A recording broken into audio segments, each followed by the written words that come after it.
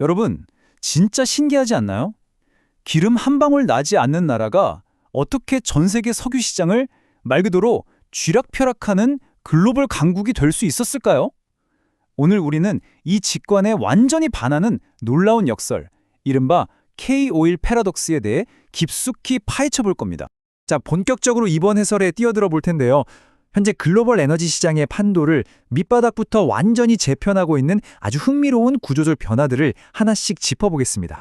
오늘 살펴볼 핵심 주제들입니다. KOL 패러독스부터 글로벌 스윙 프로듀서로서의 역할, 지정학적 변수, 거시적 파급 효과, 그리고 마지막으로 미래가치 재평가까지 쫙 한번 훑어보겠습니다. 첫 번째, KOL 패러독스입니다.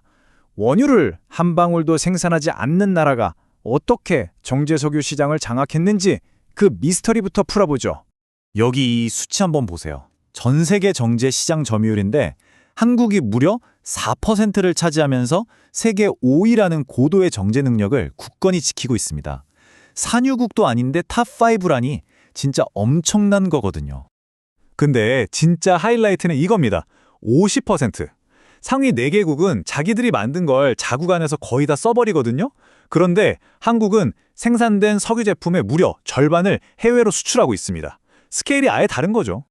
그럼 자연스럽게 두 번째 주제, 글로벌 스윙 프로듀서로 넘어가 보겠습니다. 이 막대한 수출 물량이 어떻게 한국을 시장의 안전판으로 만들까요? 스윙 프로듀서, 이게 무슨 뜻이냐면요. 직접 원유를 캐내는 게 아니라 항공유나 디젤 같은 고부가가치 연료 생산량을 유연하게 조절해서 글로벌 시장 전체의 균형을 맞추는 핵심 공급자라는 얘기입니다. 한국은 원유 시추 대신에 최첨단 고도화 설비, 그러니까 일종의 최고급 주방을 차려놓은 셈이에요. 아주 무겁고 싼 원유를 들여와서 그 누구보다 기가 막히게 비싼 프리미엄 연료로 요리해내는 거죠. 그런데 주변 경쟁국들 상황을 보면 꽤나 심각합니다. 중국은 꽉 막힌 수출 통제를 하고 있죠. 미국은 자기들 쓸 것도 부족해서 재고가 바닥이죠. 러시아는 핵심 설비 자체가 타격을 입었고요. 인도마저 내수 감당하기 벅찬 상황입니다. 기존의 네로라 하는 수출국들이 싹 다 무대에서 내려간 거예요. 그 빈자리를 누가 채우냐? 네, 바로 한국이 전 세계가 의존할 수밖에 없는 독보적인 스윙 프로듀서로 등극한 겁니다. 세 번째, 지정학적 촉매제입니다. 중동의 상황이 공급망을 어떻게 흔들고 있는지 보시죠. 지금 중동 쪽 상황을 물류 흐름만 딱 떼어놓고 보면 그야말로 연쇄 붕괴 수준입니다. 호르무즈 해협이 막히면서 배들은 꼼짝 못하고, 그러다 보니 지역 내 저장 탱크는 꽉 차버려요.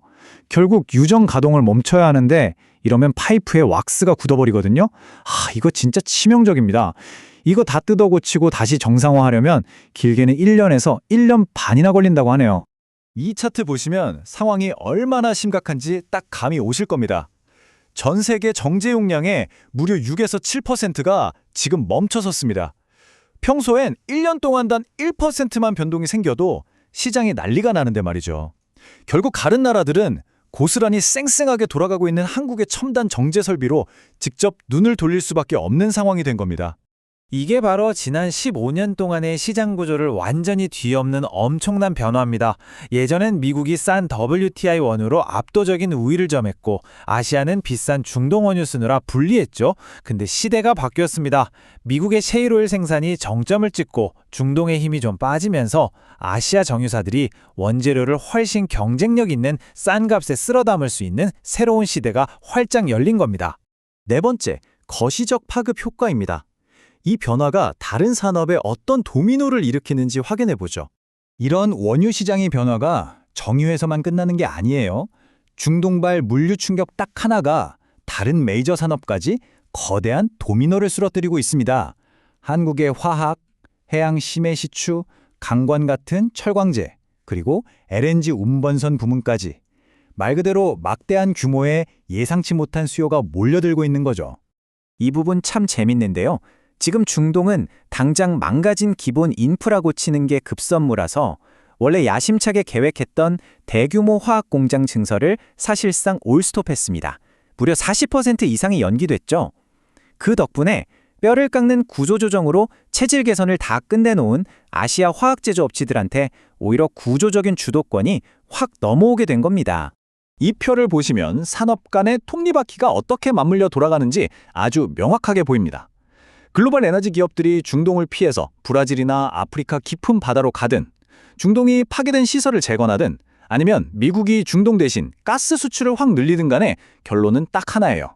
이 모든 거대한 프로젝트에 들어가는 쇠파이프, 해양 플랜트, 운반선 같은 핵심 하드웨어를 전부 한국 중공업이랑 철강 산업이 대주고 있다는 겁니다. 마지막으로 다섯 번째, 미래 가치의 재평가입니다. 이 모든 현상이 장기적으로 어떤 의미를 가질까요?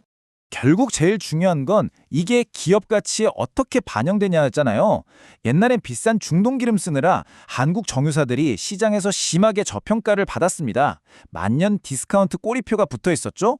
근데 이제 싼 값에 원재료를 확보할 수 있는 협상력이 생겼고 수출 시장까지 거의 독점해버리니까 상황이 180도 달라진 겁니다. 이제는 미국 경쟁사들처럼 제대로 된 프리미엄 가치, 이른바 구조적 리레이팅을 받을 완벽한 타이밍이 왔다는 뜻입니다. 게다가 아시아 기업들 행보가 요즘 아주 심상치 않아요. 그냥 기름 사오는 거에 만족을 안 합니다. 이런 유리한 입지를 아예 굳혀버리려고 알래스카나 브라질 같은 곳에 있는 가스전이나 해양 광구, 그러니까 상류 부문 자산 자체를 적극적으로 사들이고 있습니다. 나중에 또 무슨 충격이 올지 모르니까 미리 완벽하게 방어막을 치는 동시에 진정한 에너지 독립을 향해 풀엑셀을 밟고 있는 거죠. 한 업계 전문가가 남긴 이 멘트가 지금 상황을 딱 정리해줍니다. 이 섹터를 10년 넘게 파고들었는데 마침내 한국 정유산업의 영원한 밸류에이션 재평가를 두 눈으로 확인하고 있는 것 같다고요.